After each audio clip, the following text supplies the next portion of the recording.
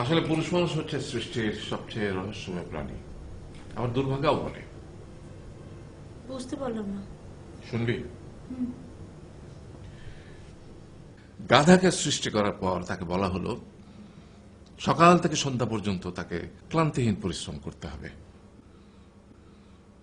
সারা জীবন তাকে পিঠে ভারী বোঝা বইতে হবে, খেতে পাবে শুধু ঘাস, আর তার মাথায় কোনো বুদ্ধি থাকবে না।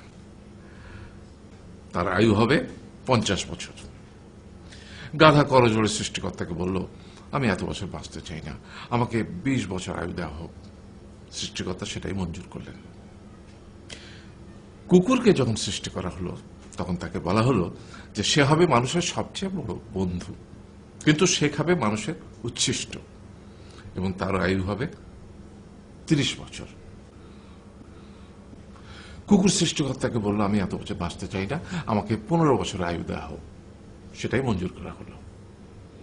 এরপর বানরকে বলা হলো, তুমি শুধু গাছের এ ডাল থেকে ও ডালে ঝুল খাবে এবং নানান রকম ফন্দি ফিকিরি করে মানুষকে আনন্দ দিবে, তোমার আয়ু হবে 20 বছর। বানর বলল, আমি 20 বছর বাঁচতে চাই না, আমাকে 10 বছর দেওয়া হোক। সেটাই মঞ্জুর করা হলো। এবার এলো পুরুষ মানুষের পালা। তাকে বলা হলো যে তুমি হলে প্রাণীগুলোর মধ্যে সবচেয়ে বিচক্ষণ এবং বুদ্ধিমান, সেই জন্য তোমাকে প্রাণীদের শিরোমণি করা হলো এবং তোমার আয়ু হবে 20 বছর।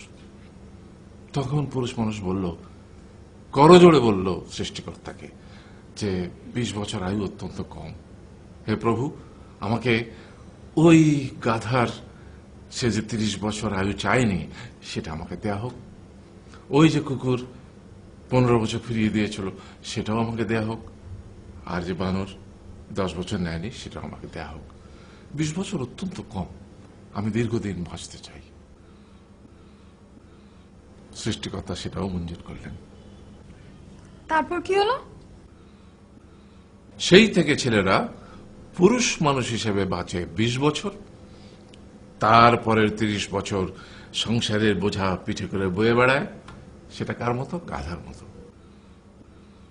তারপরের 15 বছর সে তার ছেলে মেয়েরা যা দেয় সেই রকম ঠিক কুকুরের মতো উচ্ছিষ্ট খেয়ে বাঁচে। আর তারপরে বৃদ্ধ বয়সে ঠিক বানরের মতো, যেমন গাছের এডাল থেকে ওডাল ঝুল খায় বানর, তেমনি এই ছেলের বাড়ি থেকে ওই ছেলের বাড়ি, আর নানান রকম ফন্দি ফিকির করে তার নাতি নাতনিদের আনন্দ দেওয়ার চেষ্টা করে।